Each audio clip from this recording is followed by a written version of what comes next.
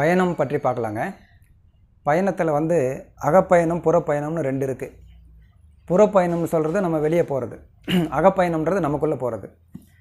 புறப்பயணத்தில் ஒரு மனிதன் தனியாக போகும்போது தன்னுள்ளே இருக்கக்கூடிய ஆழ்ந்த எண்ணங்கள் சுபாவங்கள்லாம் வெளிப்படும். தனிமையாக போகும்போது தன்னுடைய உள்மன எண்ணங்கள்லாம் வெளிப்படும். அப்போது நமக்கு எது தேவையில்லை அப்படின்றது சரி செய்யறதுக்கு அது ஒரு வாய்ப்பாக அமையும். அதனால் வெளிப்பயணம் அவசியம்தான். அதுக்காக முக்கியமான இடங்களுக்கு போகும்போது அப்படி ஒரு வாய்ப்பாக அது அமையும்.